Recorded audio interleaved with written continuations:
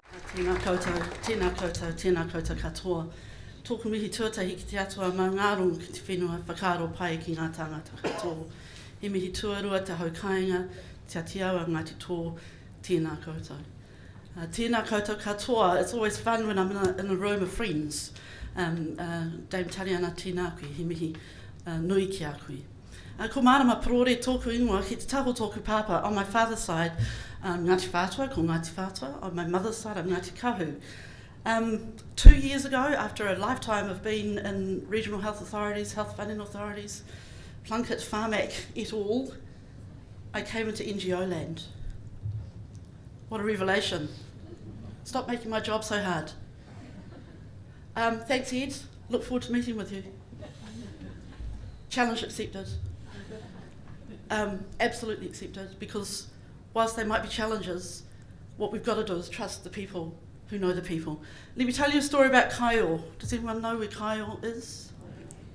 I was in Kaiō on Monday, responding to a whānau in Kaiō who were in deep distress. They'd missed out on a piece of funding for a program that my team are responsible for, wakahaurua, suicide prevention for Māori and Pacifica. They were deeply distressed that they'd missed out on funding, and I said, I'll come and meet with you. Kaiō is a humble town, very humble, very rural. When I walked into that room and I could feel their distress, and I knew right then they know what the answers are. Te Rau Matatini doesn't know what the answers are, Treasury doesn't know what the answers are, and nor does the Ministry of Health or ACC. The solutions for Kaiō live in Kaiō. We've got to trust that they know what will work for them, and we've got to get out of the way and stop making their job hard. So yes, I do have a vision, a moemoeā. I'm a storyteller, not a PowerPoint person necessarily. My moemoeā is about whānau flourishing. My moemoeā is about pai ora, whānau being in control, whānau designing solutions that will work for whānau, enabled by us. Enabled by us. We have to stop doing things to people thinking that we know what the solutions are, because we don't. We need to be enablers. Now, within the current construct of working in a non-government organisation, crikey, my job's hard. The people who make it hard are the people who should not be making it hard, the funders of the world. I'm sure that at least a third of my time is spent in transactional costs, dealing with contracts and endless meetings and outcome frameworks. It wastes my time and energy. I need to be in Kaiō, not in Wellington. Because when I go to Kaiō and I hear the intelligence that comes out of the people there, I hear the solutions. The thing is, I bring those solutions back here to Wellington, and I try and communicate them with my colleagues in the many agencies, and often they don't get it because it doesn't fit their needs. Get out of my way. Get out of my way. Whānau flourishing is the way that they describe flourishing themselves. I'm a blessed woman. I have 13 grandchildren now. The eldest is 14 and the youngest is 6 months. They are the love of my life, and I'm a tiger nanny. I will not tolerate failure from education, from health, from anywhere. And I've already visited my mokopuna schools to let them know that I'm there to support the schools. But it's critically important to me that the systems that we work within, the work that we do, supports my whānau flourishing. This is not about them out there. All those numbers, those statistics, Māori failure, Māori ill health. I refuse to talk about my people as if they're mad, bad and sad. And I'm asking you to do so as well. Stop putting numbers to our people. Stop talking about me as if I'm mad, bad, sad, hopeless, helpless, violent, non-compliant, non-adherent. It's not good enough. It's not good enough. Talk to the strengths. The whānau in Kaiō were very humble. When I looked deeper, I saw their strengths. We're back there next Tuesday to tautoko them, to find out how we can help them to get to their solution. And so I ask often when I look at programs like Equally Well, I say to myself, Equally Well is whom? You or me? Our Equally Wells are different. Equally Well is whom? It's a really important question to ask yourselves. So Te Rau Matatini, 2 years ago, as I said, I joined Te Rau Matatini, came into NGO land. It's a huge privilege for me to work in a kaupapa Māori organisation, started by Tariana Turia and Sir Mason Jury. I get to hang out with Matua Mason quite often. It's a very cool thing to hang out with someone like him. And he is now part of his career where he doesn't suggest pathways, he says, let's do this. Yes, Matua, when would you like us to do that by? Well, how does 2019 sound? I said, yes, that's doable, Matua. Because he too, and Dame Tariana, had a vision, a moi moia for our people, and it's my duty, my obligation, to deliver on it.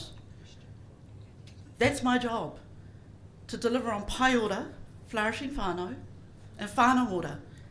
It is really distressing to see that whānau ora is siloed, really distressing.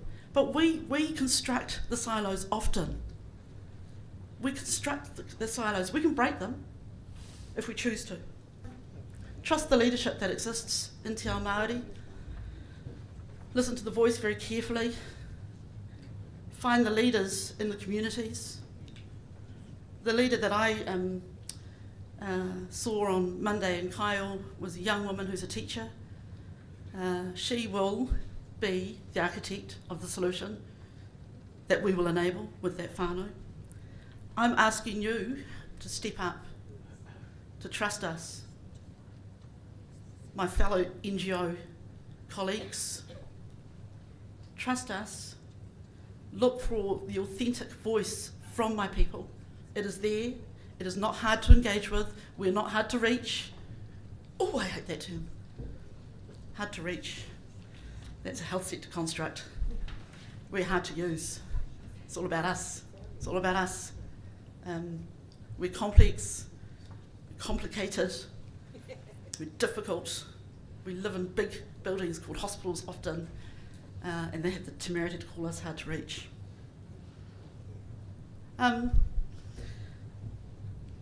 Whakapapa is critical.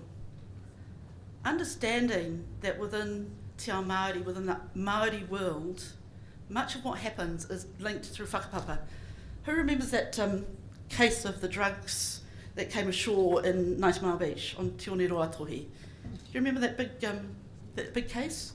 So the intelligence that I got that picked up through my Facebook site came from the whānau, came from whakapapa, came from whānau. So of course they noticed that there was a flash boat on 90 Mile Beach. And of course they were asking each other, who's that flash boat? Oh, I don't know.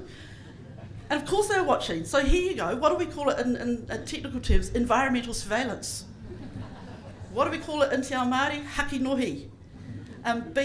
But what we have to do is to somehow tap into that whakapapa connection that manifests across every community, every hapu, right throughout the country. We know what's going on in our communities. We care deeply about what's going on in our communities. And when you've got tiger nannies like me, you better know what's going on in our communities.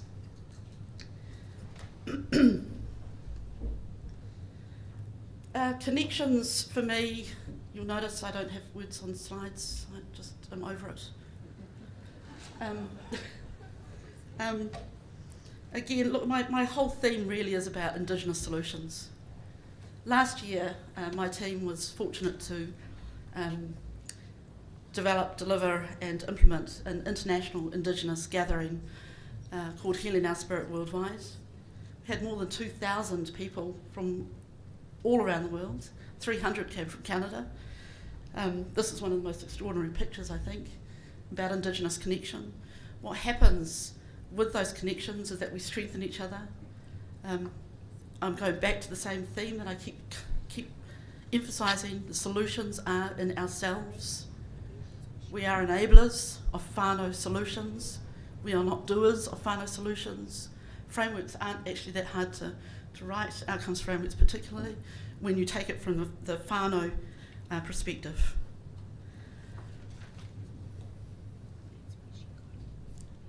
This, when I grow up, I want to be just like this lady. This is Whai Betty. She works for me. She's the kindest queer I know. She smiles all the time. She's loving and caring and gentle. She's a great person to have on side. The reason I asked Whai Betty if I could use her picture was because I need you and your constituents to be culturally competent. And I need you to know what that means. When I first started working for Plunket, years and years ago in Porirua, Plunket nurses couldn't even get through the door of Māori homes. I need you to step up, and your constituents, and be culturally competent in the delivery of your work, because I need your help. I really need your help to do the work that I've got to do. Not one of these people is Māori. They're Cree Nation, First Nation Canada, Aboriginal Australia. And I just love this picture. I just love it. Because it's about how we work together here in Aotearoa, but increasingly across international domains as well. So when you think about wakahaurua suicide prevention, here in Aotearoa, suicide prevention actually matters across the whole world to Indigenous peoples. This is General. He's Aboriginal Australian. Wonderful man, and his message was, we wait, we wait, we wait. So I'm asking not only for cultural competency, not only for whānau-led solutions, but I'd like you to be a bit quicker about it. Ed? Just, I'm not being, I will be helpful. But I see so often a lack of urgency. A lack of urgency.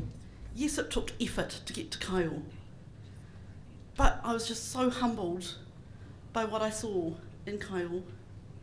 And they need solutions enabled with them, for them, now. Not next year, now. And the fix actually, it will require funding in future, but we can't rely on funding. Because if we sit and wait for funding, it ain't ever going to happen. Or we'll be waiting in 5 years' time. Tā Hewi Henare, my whanaunga from Ngāti Hini, said this, ko tawhiti mai ki tō haerenga mai kia kore e haere tonu, he tino nui rawa o mahi, kia kore e mahi nui tonu. We've done a lot, we've come a long way, there's lots more to do. We're a small country, very small country. I do challenge my funders all the time. Stop trusting your processes, your structures, your frameworks, your outcome frameworks, and trust the people you are there to serve. Listen to them carefully. Help them to come to their own solutions.